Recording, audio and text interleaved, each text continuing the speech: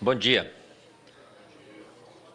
Esta reunião de audiência pública da Comissão de Desenvolvimento Econômico, Indústria, Comércio e Serviços está sendo realizada em razão da aprovação do requerimento número 156/2018, de minha iniciativa, e tem como objetivo debater o painel setorial Desenvolvimento Produtivo e Mercado de Trabalho. Informo que essa audiência está sendo transmitida pelo YouTube, no canal da Câmara dos Deputados. Para darmos início às apresentações, convido para sentar-se à mesa a Sua Senhoria, o senhor Marques Lino de Almeida, supervisor do Escritório Regional do Distrito Federal do DIEESE. E Sua Senhoria, o senhor Paulo Vinícius Santos da Silva, secretário de Relações de Trabalho da Central dos Trabalhadores e Trabalhadoras do Brasil. Informo que o senhor Ricardo Carneiro, professor do Instituto de Economia da Universidade Estadual de Campinas, também convidado para esta audiência, não pôde comparecer em virtude de incompatibilidade da agenda.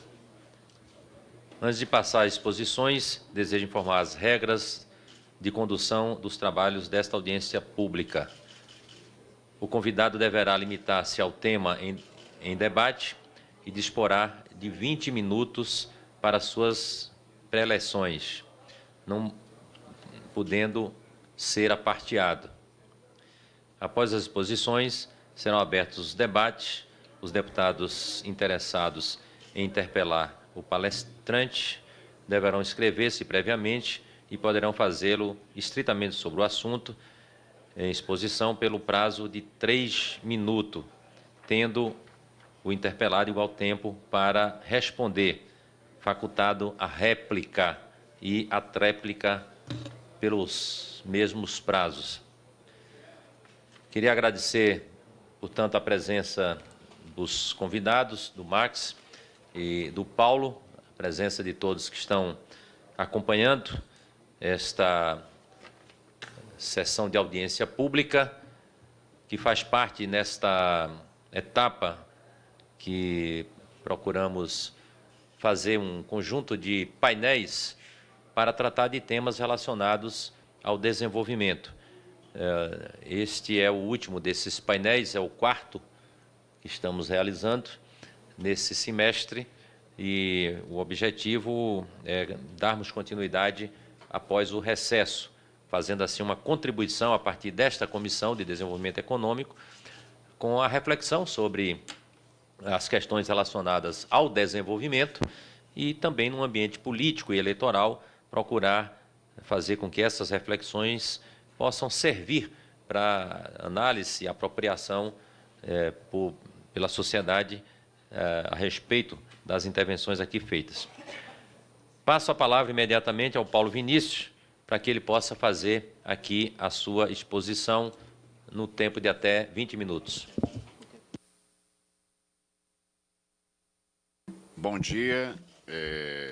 Queria primeiramente agradecer a iniciativa do deputado baiano, Daniel Almeida, deputado de origem operária, e que, certamente preocupado com a dificílima situação de dezenas de milhões de brasileiros que estão desempregados e que têm dificuldade de prover o pão à mesa de suas famílias, pais e mães de famílias, convida a Câmara de Deputados a fazer uma análise em debate com a sociedade sobre um conjunto de fatores de natureza política, em nossa perspectiva, que nos trouxeram até essa situação de desalento e desamparo de boa parte da população brasileira e de uma profunda insegurança face ao futuro. Então, eu considero que o deputado demonstra, mais uma vez, um grande compromisso com o povo e com a classe trabalhadora, na medida em que faculta esse debate nessa casa que, infelizmente, contribuiu, a partir de uma maioria conservadora, para a situação atual que nós vivemos. Nós não podemos discutir a situação do mercado de trabalho e do desenvolvimento nacional brasileiro nesse momento sem um retrospecto histórico. O nosso país enfrenta desafios enormes ainda relacionados à sua afirmação como nação, ao seu projeto nacional. Houve um primeiro avanço civilizatório com a abolição da escravatura, em 1888. Acabo de ver aqui a companheira Santa Alves, militante do movimento negro, da UNegro. E a abolição da escravatura, que foi uma grande vitória do povo, no entanto, foi feita sob o controle da elite escravocrata, que, para diminuir os efeitos, continuou tratando o povo como escravo, o que só vai minimamente ser corrigido a partir de um segundo avanço civilizacional que está circunscrito à aprovação da consolidação das leis do trabalho e ao conjunto de medidas que propiciaram a industrialização brasileira sob o governo Vargas, tanto na primeira fase, um governo autoritário, quanto na segunda fase, um governo eleito pelo povo, e que, exatamente por uma opção a favor do povo, foi derrubado através de uma grande manobra que levou Vargas ao suicídio, e naquele suicídio Vargas acabou adiando o golpe que se daria contra ele, a destruição do seu projeto, a tentativa de destruição, por mais de 10 anos. Nós tivemos esses dois grandes saltos civilizacionais representados com a abolição da escravatura e com o processo de industrialização brasileira e do reconhecimento do proletariado brasileiro, da classe trabalhadora brasileira. No entanto, no Brasil persiste uma visão que é uma visão contra a maioria do povo e que estrutura o Brasil em uma sociedade que tem cidadãos de primeira e de segunda classe. Essa, na verdade, é a percepção que nós temos hoje. Existe um Brasil com cidadãos de primeira e de segunda ordem, reproduzindo, portanto, uma lógica que é uma lógica subalterna de Brasil. Isso se evidenciou depois de um período também marcado por várias alterações. Eu queria destacar particularmente, em busca dessa questão do Projeto Nacional de Desenvolvimento, o ciclo recente iniciado com a chegada do ex-presidente Lula à presidência da República e que terminou em 2016 através de um golpe de Estado. O presidente Lula, talvez por isso esteja preso, defendia um projeto que era um projeto de pacificação e um projeto de desenvolvimento onde cabiam desde os banqueiros, passando pelos trabalhadores, chegando no agronegócio e chegando na população mais miserável do país. Pode-se dizer que era uma utopia, mas o fato é que o presidente Lula não perseguiu adversários e não trabalhou para a divisão do nosso país. Esse projeto também incluía um setor produtivo nacional pujante, representado por uma indústria de petróleo e gás que se dinamizava através da perspectiva do pré-sal, integrava também grandes empreiteiras que faziam, inclusive, concorrência contra os Estados Unidos e outros países do mundo, envolvia também um setor da indústria de processamento de carnes, envolvia, inclusive, o setor do agronegócio, mas ela garantia, sobretudo, uma grande vantagem, uma grande margem de manobra para o setor financeiro brasileiro, que, ao longo desse período da história, que, inclusive, vem se afirmando como um setor nitidamente parasitário na economia brasileira.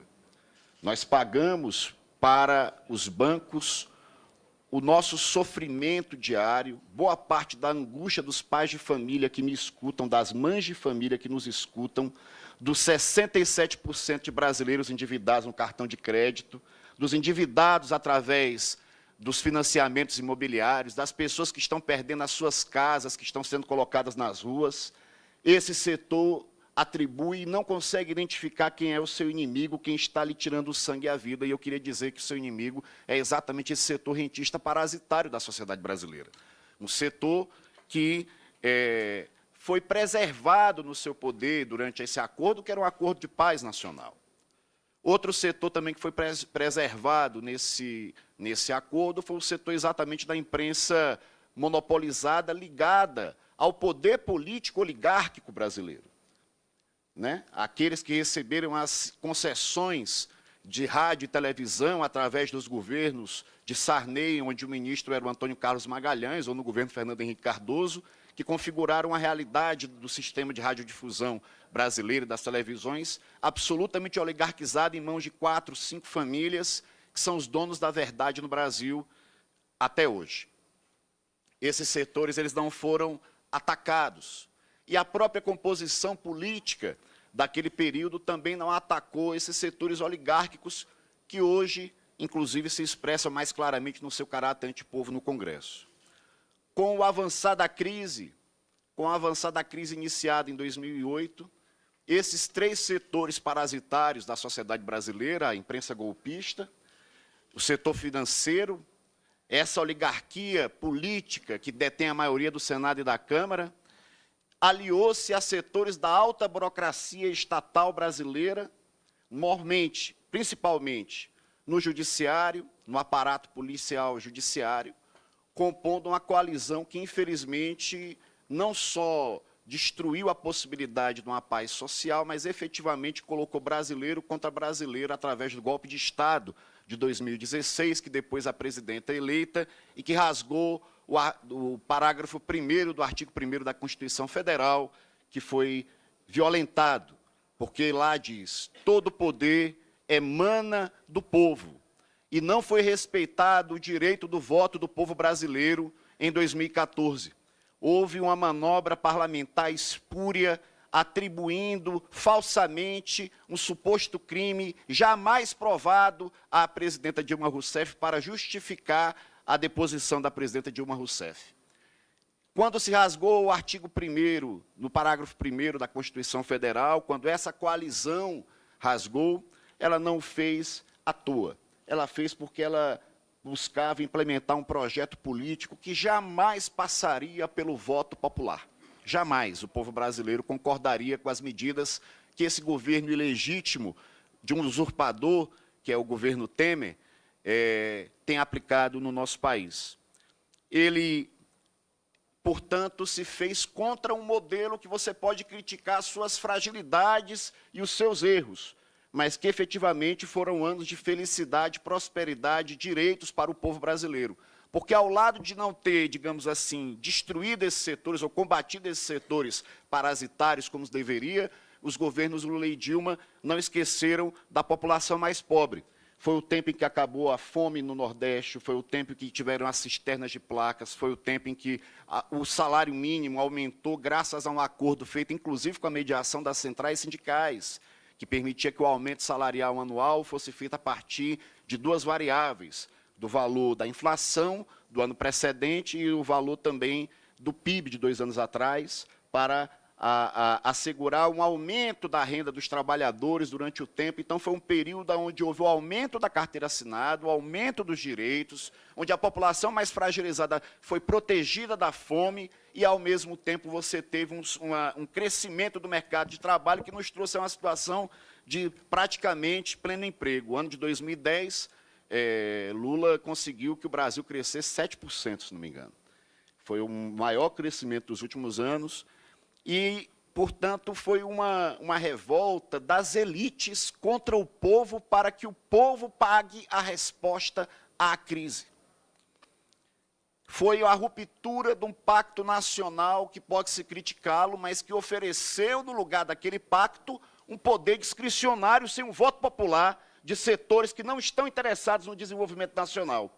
Então, as vicissitudes que o povo brasileiro vive hoje não se devem a um problema do acaso, se devem a uma nova pirâmide social brasileira que joga o povo para uma situação de exclusão e eleva a um poder central os eleitores de primeira classe, que hoje se colocam, porque há dois tipos de eleitores brasileiros. Existe o eleitor que me ouve agora pela TV Câmara, que está aqui, nós como eleitores, e existe o mercado, que é um eleitor privilegiado. E o mercado não é o mercado de quem produz e trabalha. O mercado se chama exatamente o setor parasitário rentista que vive do suor do povo brasileiro e da especulação em cima dos juros da dívida pública. É o poder discricionário do partido da imprensa golpista, que é o dono da verdade do Brasil e quer nos convencer que o Brasil está bem. Foge para a Tailândia, foge para a Rússia, foge para qualquer lugar para não falar do desespero que o povo tem passado graças à sua agenda, que é uma agenda nefasta ao povo brasileiro. E fez também com que esse setor oligárquico e esse setor empresarial malsão, que nada produz, lograsse a destruição da proteção ao trabalho, a destruição daquela carta, daquele diploma de dependência que Getúlio deu aos trabalhadores brasileiros e pelos quais, para que não fosse destruído esse diploma, deu um tiro no peito. Getúlio deu um tiro no peito para proteger a nação brasileira e o direito dos trabalhadores. E esse Congresso, com a sua maioria conservadora e com o voto contrário de Daniel e de poucos deputados legítimos e que merecem ser conduzidos à casa do povo, esse Congresso retirou esse diploma porque ele disse o seguinte, que a situação do mercado de trabalho melhoraria se você permitisse que as mulheres pudessem trabalhar grávidas em ambientes de periculosidade média e baixa. Melhoraria o ambiente de trabalho se as mulheres lactantes pudessem trabalhar em ambientes de periculosidade média, alta e baixa. Seria melhor para o trabalhador se ele não tivesse direitos, se ele pudesse ter maior dificuldade para acionar a justiça quando o patrão descumpre o seu trabalho, o seu dever junto ao trabalhador. Seria melhor para o trabalhador a perda de todas as garantias, inclusive a perda das suas entidades representativas. Seria melhor o trabalhador perder 90% do financiamento das suas entidades sindicais que financiam, isso financia a sua luta, financia a defesa dos seus direitos, os escritórios jurídicos que defendem os trabalhadores, as rescisões que são revistas pelos sindicatos, onde o patrão está enrolando o empregado. Se você tirasse toda essa proteção dos trabalhadores, isso melhoraria o emprego para o brasileiro. Pois é, eles falam coisas realmente absurdas, inacreditáveis e que soam e encontram quem as defenda de maneira... É uma coisa inacreditável, uma história da carochinha, uma cara de pau imensa, na verdade, o que se diz. E o resultado está aí após 7 meses. O resultado está aí. Tanto os debates que acontecem pela Fundação Getúlio Vargas, quanto a perspectiva do IPE, os dados serão apresentados aqui, apontam para o quê? Apontam para o básico. Que se a economia brasileira não produz, se ela não aposta em quem vai consumir, como é que ela vai crescer? Para quem é que o empresário vai vender? E aí é preciso dizer que esse golpe de 2016, que opôs brasileiro contra brasileiro, destruiu um setor nascente de empresários que entraram nessa onda e que viram depois, vestiram verde e amarelo e depois viram suas empresas quebrarem uma após a outra e terem que demitir seus trabalhadores. É preciso dizer que foram enganados, porque esse setor golpista promoveu uma verdadeira liquidação da economia brasileira. Não se trata de defender, em hipótese nenhuma, corrupção, mas eu queria citar o exemplo da Alemanha nazista. A Alemanha nazista contava com um conjunto de empresas que teve uma postura que não foi só corrupta, foi desumana, porque utilizou trabalho escravo judaico, de judeus, utilizou-se das benesses do nazismo para poder angariar a lucratividade. São empresas que existem até hoje, que eu não vou citar por medo de processo, mas que todo mundo pode conhecer, basta uma breve pesquisa. Nessas empresas, como é que foi o tratamento dado pelo Estado alemão depois da Segunda Guerra Mundial? Elas foram destruídas? Eles disseram, não, nós alemães somos um povo que assa gente e nós vamos aí por isso destruir nossas empresas, que nós não merecemos ter empresa. Eles disseram isso, não. Foram punidos os criminosos e foram preservadas as empresas. No Brasil, a discussão sobre a defesa do combate à corrupção foi corrompida a tal ponto que aqui se destroem as empresas e os ladrões vão para casa. Foi isso que foi feito. Ninguém teve preocupação, o sistema jurídico brasileiro, que é o mesmo que primeiro o Tribunal de Contas manda parar a obra. Manda parar a obra e depois é que vai se verificar o que aconteceu efetivamente errado. Ou seja, fala-se de insegurança quanto ao investimento produtivo. Lamentavelmente, essa insegurança veio sobretudo do arcabouço jurídico, que permitiu a manipulação política, a corrupção, da luta contra a corrupção. E feito isso de um modo antinacional, porque ninguém pode dizer que a destruição de toda a indústria de construção pesada do Brasil fez um bem aos trabalhadores e ao povo.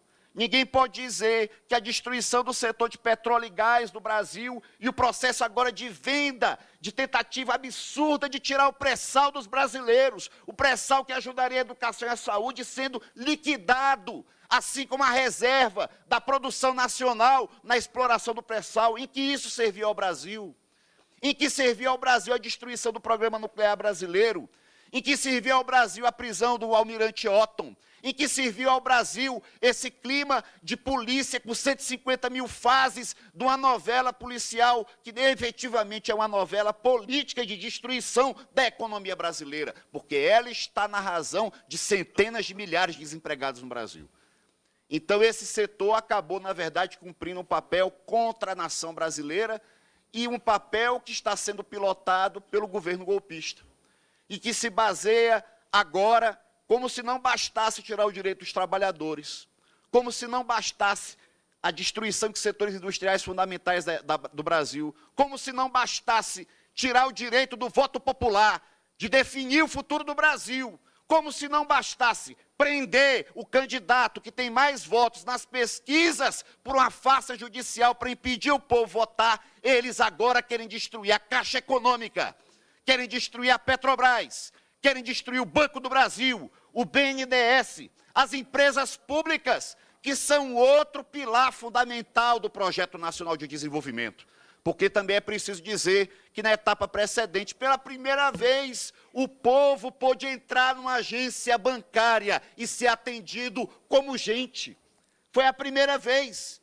Eu me lembro do depoimento de um trabalhador rural da Bahia, um depoimento que circulou pelo WhatsApp, em que ele começava a falar das razões pelas quais ele era contra o golpe, e no momento ele chora. E qual foi o momento que ele chora?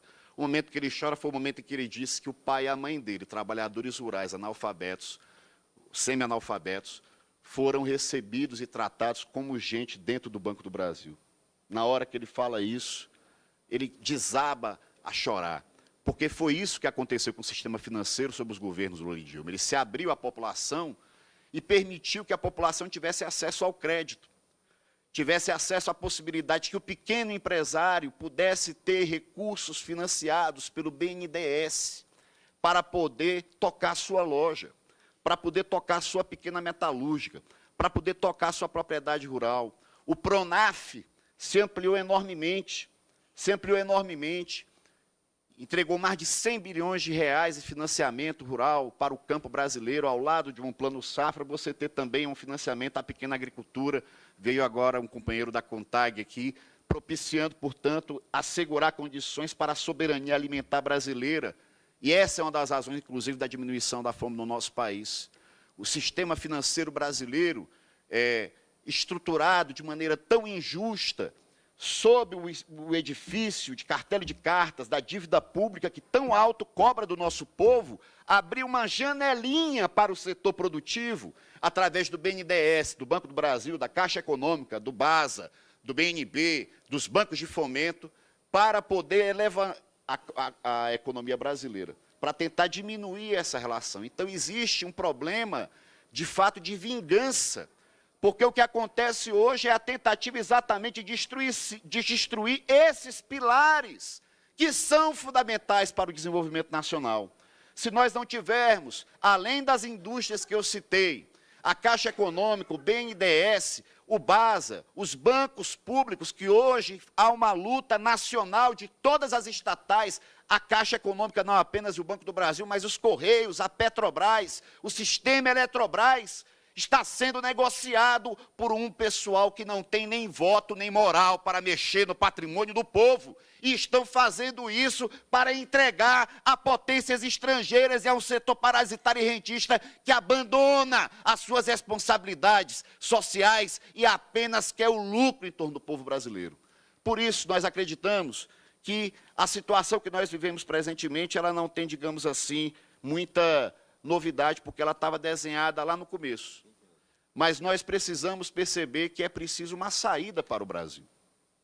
Nós não podemos acreditar, e aí a minha fala vai tomando essa cor, que nós vamos ter uma recuperação econômica, uma recuperação do nível de emprego, uma recuperação do mercado de trabalho, sem um pacto que represente um projeto nacional de desenvolvimento. Um projeto nacional, porque ele não reúne apenas os trabalhadores. Eu represento aqui uma central sindical, nós acabamos de lançar a agenda prioritária de propostas à classe trabalhadora, representa a Central dos Trabalhadores e Trabalhadoras do Brasil, falo, portanto, por trabalhadores, mas digo que sem um pacto entre quem produz e quem trabalha, não será possível levar o Brasil adiante. Nós não achamos, ao contrário de alguns, que o pecado de ter acreditado nas mentiras da mídia deve condenar uma parcela do povo brasileiro ao eterno degredo da sua participação política. Nós achamos que é preciso repactuar a nação brasileira a partir do seu povo, mas é preciso também repactuar a nação brasileira no sentido de procurar um projeto para o país. Um projeto que preserve seus instrumentos de desenvolvimento. Portanto, uma primeira medida para garantir o emprego é garantir o papel de financiamento da economia dos bancos públicos e não admitir a privatização das empresas públicas. O segundo motivo pelo qual nós achamos que é preciso retomar o projeto é uma mudança no ordenamento das relações de trabalho que foram conspurcadas pelo fim da reforma trabalhista. Portanto, é necessária a revogação da reforma trabalhista para assegurar aos trabalhadores os direitos mínimos e a condição de poder trabalhar.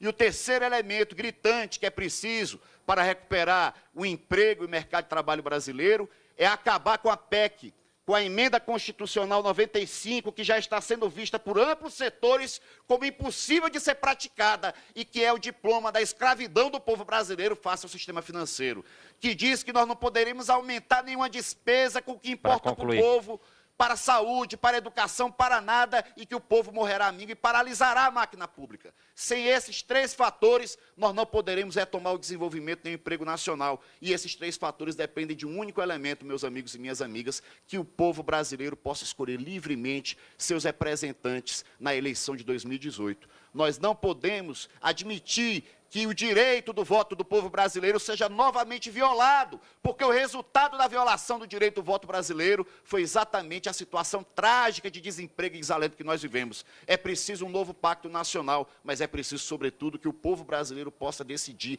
como tocar a sua vida, porque o que eles estão fazendo é destruir o país e entregá-lo à senha da ganância estrangeira. Viva o Brasil, viva a unidade do povo brasileiro, vamos derrotar esse golpe nas eleições de 2018.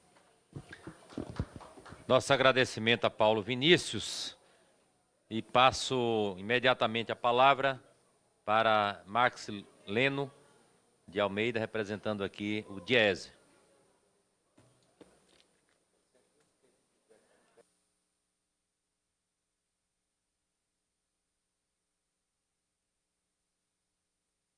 Deixa eu fazer a saudação inicial. Eu posso falar, né? Sim.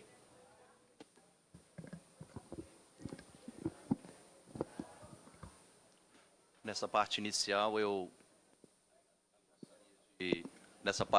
gostaria de agradecer o convite, né, ao presidente da comissão, deputado Daniel Almeida, para que nós do Diese pudéssemos também dar a nossa contribuição para esse importante momento de reflexão da realidade brasileira, sob o ponto de vista, né, da questão envolvendo o desenvolvimento produtivo e, sobretudo, a situação do mercado de trabalho. Né. Quero também parabenizar o Paulo Vinícius pela sua exposição, né, trazendo elementos políticos importantes que, sem dúvida alguma, eu também mencionarei no decorrer da minha apresentação, à luz de algumas informações importantes que ilustram, sem dúvida alguma, né, todo esse desmonte que acabou acontecendo sob o ponto de vista da realidade do mercado de trabalho brasileiro, né, e, sobretudo, né, à luz de uma série de iniciativas que acabaram caminhando para, né, a situação em que o mercado de trabalho atual se encontra. Acho que nessa parte inicial também gostaria de apresentar o Diese, aqueles que não conhecem, né, o Diese é o Departamento Intersindical de Estatística e Estudos Socioeconômicos, né, um órgão criado pelo movimento sindical em 1955, né, temos mais de 60 anos de existência, né, e temos atuado, né, junto ao movimento sindical, né, sob o ponto de vista da produção técnica, das nossas pesquisas, né, e, sobretudo, a partir, né, de um conjunto de informações que subsidiam, né, o movimento sindical e a sociedade para debates os mais variados, inclusive um debate como esse, que envolve a questão do desenvolvimento do país e a situação do mercado de trabalho. Gostaria de pedir licença ao presidente, né, da comissão para fazer minha exposição de pé, tendo em vista que nós preparamos um conjunto de informações, como são dados, né? Então fica mais fácil de vocês acompanharem a minha exposição a partir, né, da visualização, né, dos slides que nós desenvolvemos, trazido justamente para municiar a parte, digamos, de exposição mais técnica a respeito desse assunto. Então, por favor, gostaria de pedir essa... Obrigado.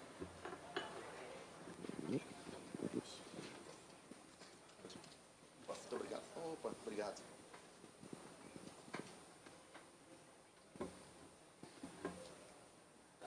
Obrigado. Então, nesse aspecto, posso ficar dali, né? Posso. Então, como eu disse, nós desenvolvemos um conjunto de informações para subsidiar esse momento, né? Eu sei que é meio curto, né? Estava previsto 15 minutos e nos foi possibilitado aí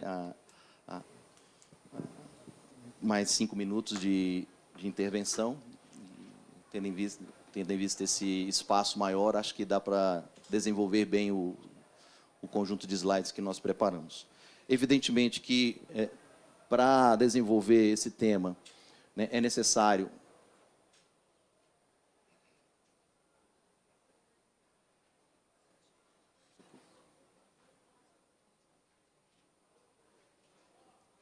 É necessário, então, muito obrigado, entender um contexto geral, né, em que essa realidade brasileira ela está inserida, né, tanto do ponto de vista do aspecto produtivo, como também em relação à questão do mercado de trabalho, né, já que as transformações econômicas que o mundo tem vivenciado, né, nesse contexto de globalização e de transformações do ponto de vista do sistema produtivo, tem feito com que o papel das empresas venha mudando nos últimos anos, né, tem mudado a lógica do próprio Estado brasileiro e também os estados nacionais, né?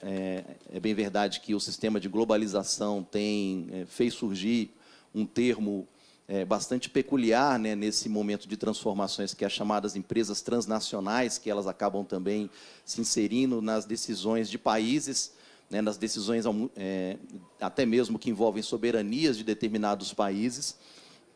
E, evidentemente, né, a gente tem percebido mudanças muito significativas do ponto de vista da própria dinâmica do comércio internacional. É bem verdade que isso tem se intensificado ao longo dos últimos anos. Isso também tem servido de aspecto positivo para a realidade nacional, sem dúvida alguma, né, dada a importância do setor exportador para a realidade nacional, né, e isso tem se concretizado à luz dos números da própria balança comercial brasileira. Ou seja, então, a lógica da globalização, ao mesmo tempo que traz alguns aspectos positivos, sem dúvida alguma, ela traz também uma série de aspectos para reflexão e aspectos negativos, sobretudo no que diz respeito à lógica, né, de que maneira essas transformações econômicas elas acabaram acontecendo, de tal maneira, né, que as empresas também passaram por processos de modificação e que repercutiram na realidade do mercado de trabalho brasileiro. Algumas dessas consequências elas estão relacionadas ao próprio sistema de financiarização da economia, né? Isso não é uma realidade apenas nossa, brasileira, né? Na intervenção anterior, né, o Paulo ele enfatizou, né, com muitos detalhes, né, alguns dos elementos constitutivos dessa financiarização, do ponto de vista da nossa lógica nacional, né, principalmente, sobretudo, dentro da lógica do orçamento público e também sob a lógica do próprio sistema financeiro nacional, né, quem os grandes bancos acabam tendo essa, né, prerrogativa e até mesmo dentro dessa lógica de financiarização, se apropriando, né, de uma lucratividade maior do que outros setores produtivos dentro da realidade nacional. E, claro que muitos de vocês devem estar acompanhando os noticiários com muita tristeza, né, que essas mudanças no sistema produtivo elas vêm sendo cada vez mais seguidas pelo processo de degradação do próprio planeta e da nossa realidade nacional. As notícias, infelizmente, dão conta de que a Amazônia está passando por processos críticos de degradação ambiental, né, e que estão muito inerentes, né, a todas essas transformações que estão acontecendo, né, na realidade internacional, na realidade local, e que traz, né, como uma das principais consequências é que o mundo do trabalho e os trabalhadores são os mais atingidos, conforme foi destacado na exposição anterior. E, de forma mais grave, né, se a gente for perceber a partir dos próprios números, os que são mais precarizados e também, né, a classe mais pobre da população brasileira e também dos próprios trabalhadores. Do ponto de vista do contexto brasileiro, né, não podemos esquecer que o Brasil passou por 2 momentos extremamente críticos na lógica do crescimento econômico. 2015 e 2016 foram anos em que a produção nacional ela decresceu mais de 7%, né, somados os 2 anos. E o que desanima bastante é o fato de que a cada estimativa que é lançada no mercado, principalmente por intermédio do Boletim Focus do Banco Central, a gente percebe que os números são cada vez menores do ponto de vista dessas estimativas. O início do ano de 2018 começou com uma perspectiva de crescimento na ordem de 2,64%, que sequer repõe as perdas que o país teve nos últimos 2 anos, que, como eu disse, foi superior a 7%. E as sinalizações, né, do Boletim Focus do Banco Central dão conta de que essas estimativas estão sendo revistas para baixo, né, a ponto de que a última que foi divulgada dá sinais de que, né, o crescimento econômico para 2018 previsto será da ordem, né, de 1,79%. Evidentemente, né, por ser uma estimativa, os números que serão apresentados no decorrer desse segundo semestre, infelizmente, poderão ainda ser menores, dada essa lógica que a gente tem percebido. Né, o contexto brasileiro também ele tem sido bastante caracterizado, né, do ponto de vista da redução da taxa de investimento, seja ela um investimento público, como também um investimento privado. Se a gente analisar do ponto de vista do PIB, que é a produção nacional brasileira, né, uma forma de analisá-lo é o que a gente chama de analisar sob a ótica do dispêndio, né, a lógica da demanda, em que a gente pode verificar qual o comportamento dos grandes agregados macroeconômicos, ou seja, o consumo das famílias, os investimentos que são feitos pelas empresas, os gastos públicos e, ao mesmo tempo, o setor externo. Então, esses são os 4 elementos constitutivos da qualquer mensuração de produção de qualquer país, e o nosso também acaba seguindo essa mesma lógica, ou seja, né, de ser medido tanto pela participação dos setores, a indústria, o comércio e serviço, como pelos fatores produtivos, e essa análise ela é muito interessante porque demonstra de que maneira cada um desses elementos contribui ou não para a geração de riqueza para o país. Né? E quando a gente verifica esse número por dentro, essa análise por dentro do PIB, um dos elementos de maior participação, sem dúvida alguma, é o consumo das famílias. Por isso que a ênfase dada pelo Paulo é extremamente relevante, tendo em vista que grande parte da produção nacional ela está ancorada ou vinculada ao consumo das famílias e, consequentemente, geração de emprego e renda para a sociedade. Um outro pilar importante do crescimento está relacionado à taxa de investimento feito pelas empresas públicas e privadas, e, nesse caso, né, a taxa de investimento ela vem sendo declinante por 2 aspectos que são considerados vitais para a realidade produtiva. Primeiro, a elevada taxa de juros.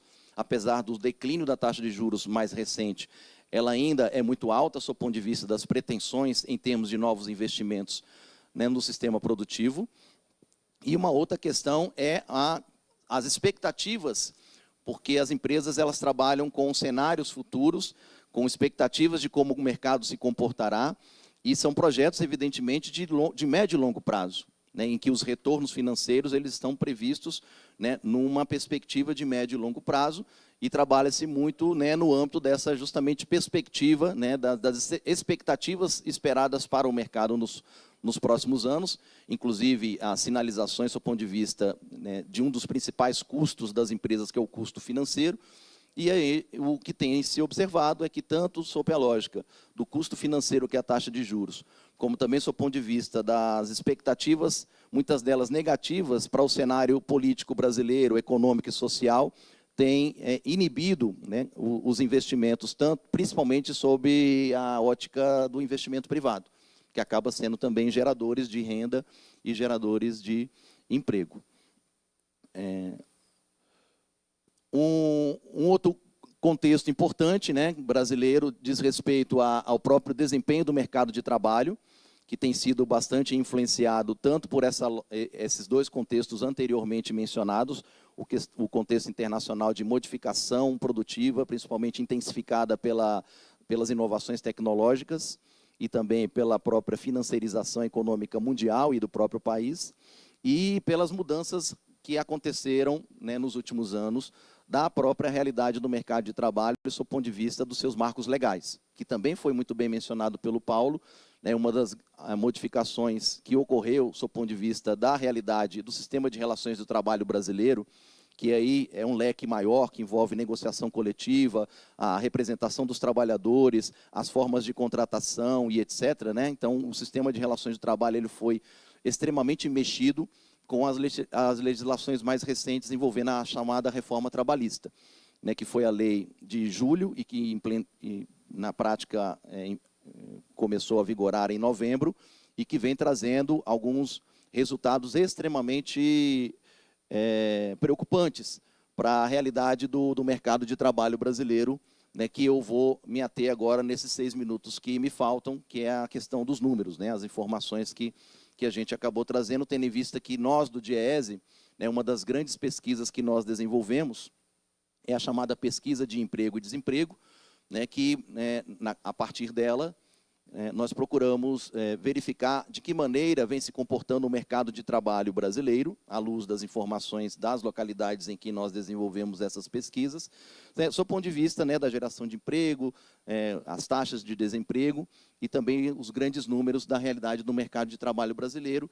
E né, nesses 5 minutos que me resta que eu gostaria de mostrar aqui algumas informações importantes que mostram, né, a deterioração do mercado de trabalho brasileiro recorrente e também, ao mesmo tempo, interrelacionado a esse contexto anterior que eu acabei de mencionar. Esse é o grande número. A taxa de desemprego no país ela aumentou, né? Em 2014, a taxa era de 7,2% e pela PNAD contínua, que é a Pesquisa Nacional de Amostra Domiciliar, hoje ela se encontra em 13,1%. Né, quase o dobro do que a praticada no ano de 2014, né, isso aumentou ainda mais com a questão da reforma, e os números e a questão da reforma traz outros dados extremamente preocupantes que serão mostrados, né, e apesar de ser uma questão histórica, né, a taxa de desocupação ela continua sendo muito alta, né, sob o ponto de vista de sexo e raça das mulheres negras e dos homens negros, né, as taxas são bem mais significativas do que a taxa média, né, que sem dúvida alguma é uma questão histórica que foi muito bem resgatada também pelo Paulo, né, na sua fala, mas que isso tem se tornado, infelizmente, uma tônica na realidade do mercado de trabalho brasileiro.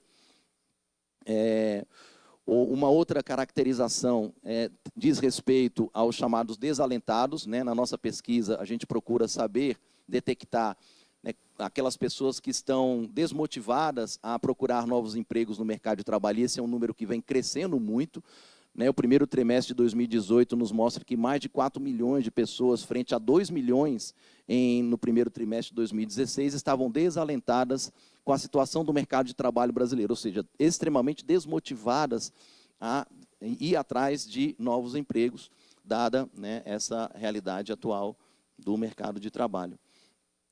Uma outra referência importante e que tem trazido muita preocupação quando analisamos o mercado de trabalho é esse gráfico que mostra um crescimento muito significativo do que a gente chama de empregados no setor privado sem carteira assinada, os trabalhadores domésticos e conta própria, que tem crescido muito, né, nos últimos anos. O gráficozinho amarelo justamente mostra essa tendência de crescimento, né, em que mais de 39 milhões de brasileiros hoje estão nessa faixa, né, ocupando essa situação de estarem sem carteira de trabalho assinada, assegurando direitos, assegurando mais renda, né, do que as outras formas de ocupação, e também os conta próprias, que a gente vai mostrar aqui a realidade desses chamados conta própria, para se ter uma ideia, né, da precarização, inclusive, do ponto de vista dessa modalidade que tem crescido nos últimos anos. Né, pode passar, por favor. Né, aqui é um dado preocupante, porque um setor dinamizador da realidade econômica brasileira, sem dúvida alguma, nos últimos anos, é o setor industrial. né, o setor industrial ele sempre foi gerador de rendas mais altas do que os outros setores, do que o comércio, do que os serviços, e a realidade do setor industrial vem, né, sendo também de extrema preocupação, do ponto de vista da sua participação em relação ao número de ocupados. Né, essa análise aqui, que se restringe a 2015 até o ano de 2018, nos mostra, né, essa queda de participação, né, do número de ocupados nesse segmento, né, da indústria, que vem perdendo postos de trabalho, né, dinamizadores da própria realidade da economia nacional. Pode passar, por favor. E, na contramão, né, os empregos que efetivamente vêm sendo gerados, né, na lógica, né, dos trabalhos precarizados, é um crescimento bastante significativo da proporção dos chamados informais. Né, esse dado também ele resgata o ano de 2015 até o ano de 2018, na qual nós temos uma proporção significativa. Isso também é um dado histórico, não resta dúvida, né, a realidade do mercado de trabalho brasileiro ela sempre foi formada por trabalhadores formais e trabalhadores informais, né, no entanto, né, o crescimento é que acaba sendo também uma forma de alerta, né, do ponto de vista do que está acontecendo na realidade atual, né, já que no primeiro trimestre, né, em torno de 40% da realidade do mercado de trabalho brasileiro é formada por esse setor, né, o chamado setor informal. Pode passar, por favor. Né? E o conta própria, que é justamente uma modalidade que tem crescido muito, né, após reforma trabalhista, sobretudo, né, nos traz também alguns alertas, algumas preocupações importantes. Né? Exemplo, em 2017, por exemplo, 23 milhões de pessoas trabalhavam por conta própria, sendo que mais de 5 milhões estavam nessa situação há menos de 2 anos, o que corresponde a 23% desse total. Apesar de se passar a ideia de que nessa modalidade o trabalhador ele pode ser o dono do seu próprio negócio, né, o dono da sua própria empresa, a lógica do chamado empreendedorismo, né, o que se percebe a partir dos números é que a maioria, 52% dos conta próprias, eles entraram nesse trabalho no período recente, desempenhando o que a gente chama de ocupações elementares. Eu gostaria só de mais uns 5 minutinhos para finalizar aqui essa parte. Né? E o dado que mais preocupa também é o fato de que os conta próprias eles estão com sua renda reduzida em 33%, né, comparado a outros momentos que, se eu não me engano, é a tabela próxima, que mostra justamente essas realidades. Qual era a realidade, justamente, né, daqueles que se inseriram como conta própria no Brasil, né, há 2 anos ou mais, né, cuja realidade era de um rendimento em torno de 1.685, ao passo que aqueles que estão se inserindo como conta própria mais recentemente, até 2 anos, né, você teve essa redução de 1.685 para 1.133, que é essa justamente redução de 33% na sua renda, e claro, ali está bastante esmiuçado de que maneira isso aconteceu, do ponto de vista de sexo, raça e cor, e que mostra essa deterioração dessa modalidade que é muito apregoada, né, que é o chamado, né, o trabalhador se tornar dono do seu próprio negócio, a lógica empreendedora, né, que traz, né, pelo menos do ponto de vista dessa realidade atual, esses números extremamente preocupantes. Né?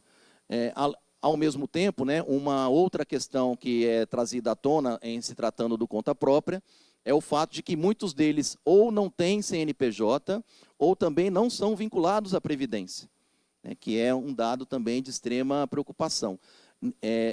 Não ter Previdência e não ter CNPJ representa hoje em torno de 77% daqueles que ingressaram como conta própria nos últimos 2 anos.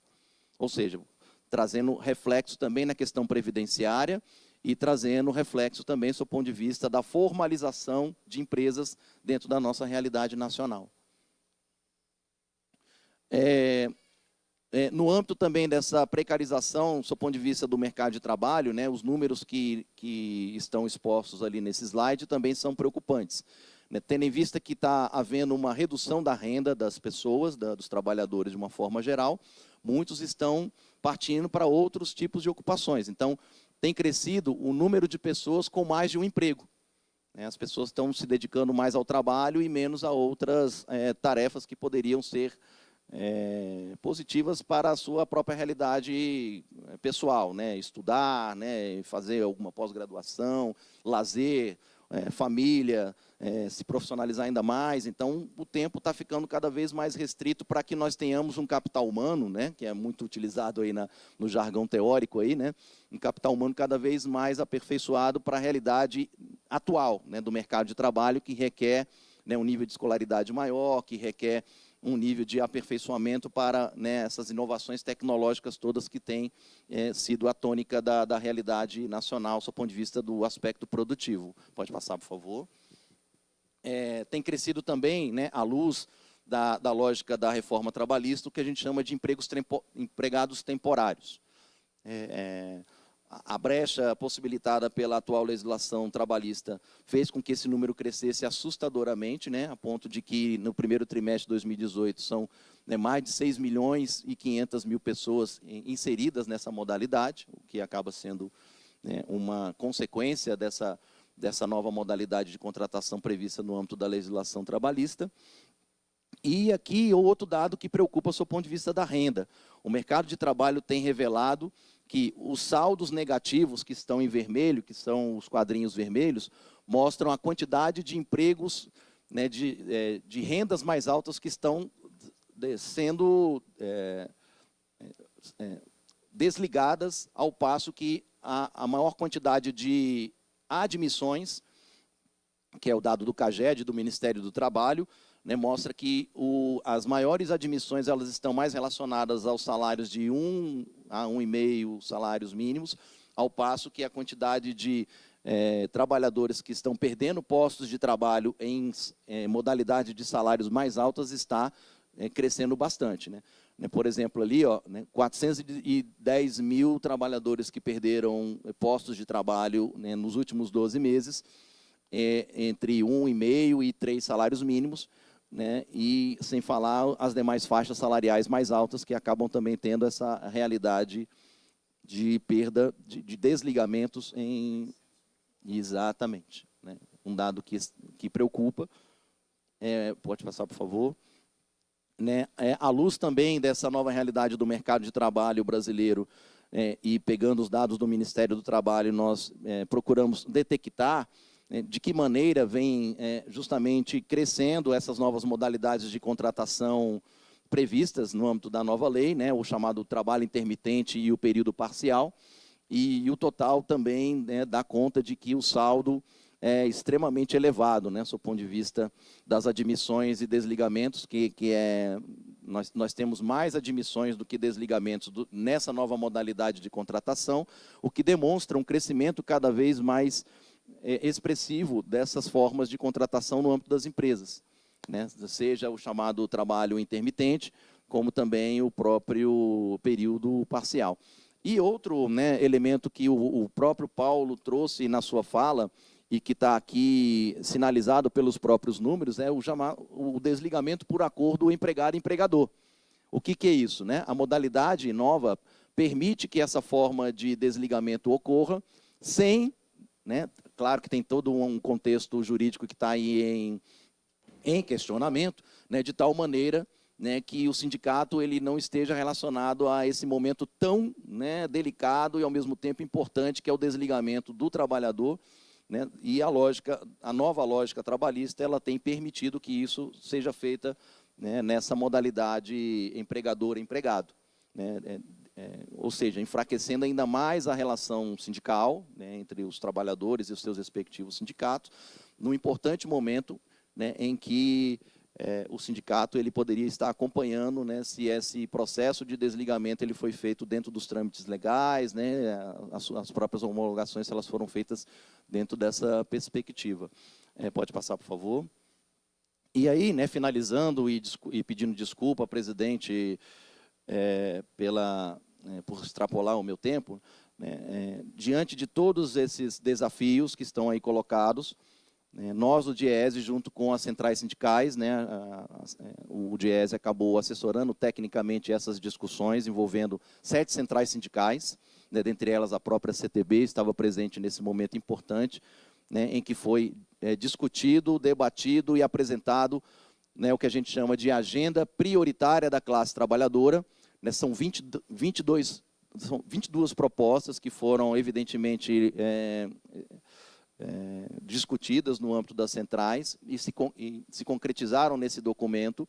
Claro que para cada um desses 22 tópicos é necessário, né, esse pacto, muito bem destacado pelo Paulo, envolvendo o setor produtivo, envolvendo a sociedade, envolvendo as próprias representações de trabalhadores, no intuito de que, né, esse conjunto de ideias, esse conjunto de propostas, esse conjunto de reflexões que ocorreram no âmbito das centrais sindicais, eles possam ter vazão de tal maneira, acho que uma atividade como essa é extremamente importante nesse sentido, viu, presidente, de nós, né, também contribuirmos com as ideias do movimento sindical nesse momento importante de reflexão da realidade brasileira, né, desse importante momento em que o crescimento econômico brasileiro é necessário para que muitas das iniciativas elas possam trazer efeitos positivos, né, seja no mercado de trabalho, seja do ponto de vista da arrecadação tributária, seja do ponto de vista da realidade das próprias empresas. Então, todos esses pontos que estão aí listados nessas 22 propostas, né, eu não vou apresentá-las aqui, evidentemente, né, tendo em vista o meu tempo, né, mas fiquem à vontade para, né, tanto na página das centrais, como na própria página do DIEESE, né, saber um pouco dessas principais ideias. Quero só passar rapidamente por algumas delas, sem entrar no mérito, né, que envolve, né, a própria necessidade de se estabelecer uma política de desenvolvimento produtivo, né, se pensar em investimentos estratégicos na área de infraestrutura, né, garantir às micro, pequenas e médias empresas tanto o acesso ao sistema de inovação, integração ao mercado interno e externo, assistência para a gestão e acesso ao crédito, pode passar, né, o papel estratégico das empresas públicas, né, dentro desse contexto, né, ampliar o sistema de ciência, tecnologia e inovação, a questão agrícola também está mencionada nesse documento, não poderia deixar de ser, né, em que tenta se fortalecer a partir dessas premissas, né, agricultura familiar e próprias iniciativas que venham casadas com a inclusão no campo, né, a questão da reforma tributária. Então, você tem um conjunto, um leque grande, né, dentro dessas 22 propostas, que passa por todos os elementos que dizem respeito ao aspecto produtivo do país, né, seja a questão tributária, seja a questão das médias, pequenas e grandes empresas, seja a necessidade de um maior investimento na área de infraestrutura e também, né, a necessidade que se coloca dos bancos, né, das empresas públicas também se inserirem dentro dessa lógica. Então, foi uma iniciativa louvável, né, do movimento sindical, em que nós, do DIEESE, nos sentimos muito gratos, e aí eu faço esse agradecimento aqui ao representante da CTB, né, e como fizemos também ao representante das outras 6 centrais que participaram dentro desse processo, que nos deu, né, essa grande possibilidade de, como órgão técnico, assessorar nesse momento de discussão. Claro, e finalizo minha fala com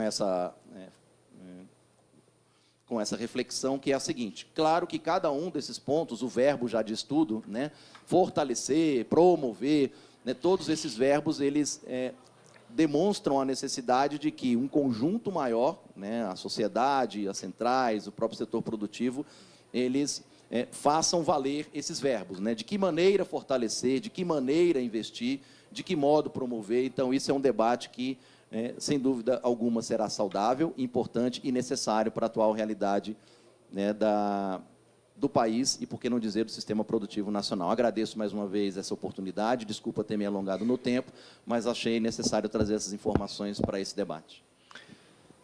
Agradecemos ao Max Leno pela exposição. Penso que aqui foram 2 abordagens que vão na mesma direção, que convergem para uma apreciação e uma visão comum, mas com focos que se complementam. Agradecendo o Paulo Vinícius, que fez aqui uma abordagem do contexto político, dos condicionantes e dos elementos que formam esse ambiente de crise em todas as áreas, em todos os campos, e especialmente os impactos que ela produz na nossa economia, no mercado de trabalho, quais são as principais vítimas a origem dela e quais são as principais vítimas, beneficiários dela e os desafios políticos que estão postos nessa conjuntura e as saídas. Essa audiência pública coincide com exatos 8 meses de vigência da reforma trabalhista, que passou a vigorar a partir do dia 11 de novembro. E o Max levanta aqui dados que são inquestionáveis. É preciso fazer uma reflexão a partir de um balanço que evidencia os danos, os limites que esta reforma impõe para o desenvolvimento nacional, a relação que isso tem com o mercado de trabalho, a qualidade, quem são as principais vítimas, os jovens, os negros, as mulheres, né, a ausência de uma participação minimamente adequada no investimento, no patamar mais baixo dos últimos tempos, e a diminuição da participação do trabalho na riqueza nacional, no produto interno bruto. Então, não é possível conviver com essa realidade. 23% a mais de trabalho precário, né? A diminuição de 33% da remuneração daqueles que estão nessa condição. Quer dizer, é algo que deve merecer efetivamente uma reflexão profunda entre nós. A contratação por tempo definido, a contratação temporária, né, que também é um outro mecanismo de precarização, os impactos disso na Previdência. Quando você fala de reforma da Previdência, todo esse arcabouço da reforma trabalhista acaba sendo uma grave agressão à própria Previdência Nacional, à própria Previdência Pública, né? É uma contradição brutal. O desmonte do sistema sindical. O sistema sindical brasileiro está em xeque, né? Está em xeque. Você, de um lado, autoriza a livre negociação, a prevalência do negociado sobre o legislado, mas você retira o oxigênio da estrutura sindical brasileira. Como essa estrutura sindical pode ter o mínimo de força para garantir a proteção dos direitos dos trabalhadores? Então, acho que essa reflexão é muito importante. Eu queria agradecer a vocês pela abordagem feita aqui, o tom até de desabafo, do grito que eu acho que a sociedade brasileira precisa fazer, o chamamento a que o setor produtivo compreenda que esse é um país que precisa encontrar o seu desenvolvimento e cabe a uma elite do setor produtivo, uma elite empresarial, compreender que não é possível entregar aquilo que é nosso, aquilo que é um patrimônio nosso. Nós temos um patamar de industrialização que chegou a níveis bastante razoáveis, inclusive com patamar de competição internacional, e que está perdendo, está caindo. Nós estamos perdendo essa competitividade, né? Entregando as nossas empresas, desnacionalizando, privatizando, né, as nossas empresas nacionais. Portanto, eu queria realmente agradecer a vocês. O nosso objetivo é exatamente esse: disponibilizar à sociedade dados, elementos e reflexões para que possa fazer parte da decisão de cada um de nós daqui a pouco tempo, que faltam menos de 3 meses da eleição. Então, nosso agradecimento a vocês, e nada mais havendo a tratar, encerro os trabalhos, convocando os senhores parlamentares para a reunião deliberativa ordinária a ser realizada em seguida, neste mesmo plenário. Consulto aos membros se há alguma objeção quanto ao aproveitamento do painel de presença para a reunião deliberativa a ser realizada em seguida. Não havendo objeção, está mantido o painel para a próxima reunião. Está encerrada a audiência pública. Obrigado a todos.